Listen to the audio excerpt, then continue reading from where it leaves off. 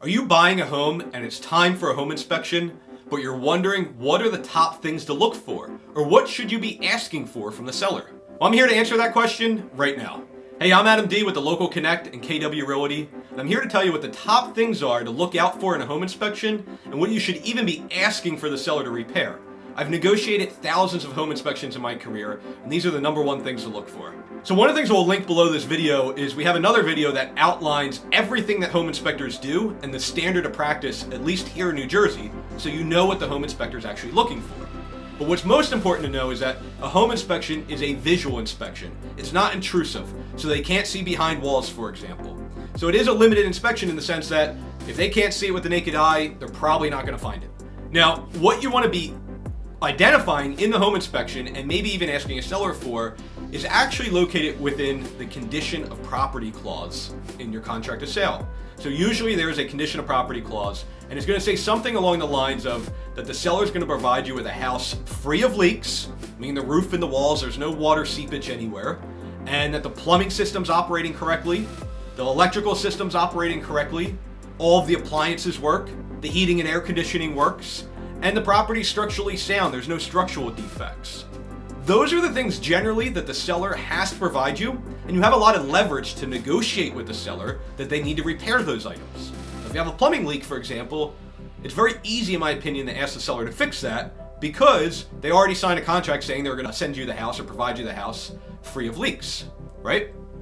But it's going to be more difficult to ask or get a seller to agree to something that's not listed in that condition of property clause. So even though that paragraph of the contract is separate from the home inspection, it's still very important to pay attention to that because it's actually going to list what the seller has to provide to you.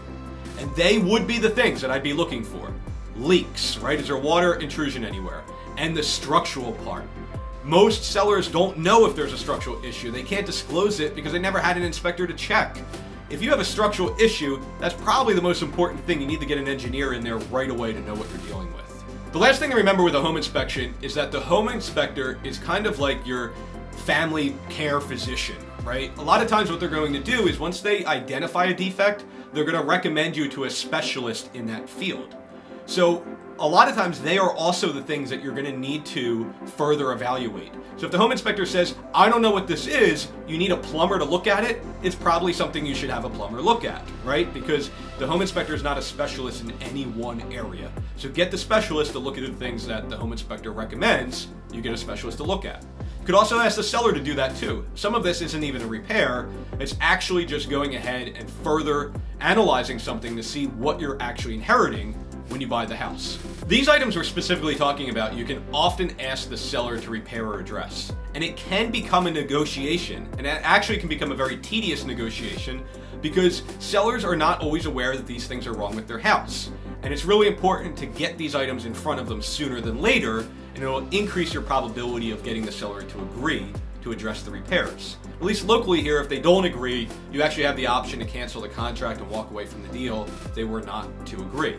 And you also have the option to still move forward and buy the house even if the seller doesn't agree to fix it. But at least at this point, hopefully you know what you're dealing with and what you're inheriting.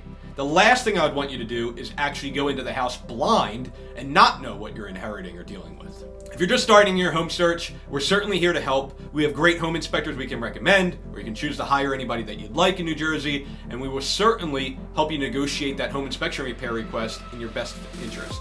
If you like what you're seeing in these videos, please make sure to hit the subscribe button. That way you're alerted of all things real estate in South Jersey.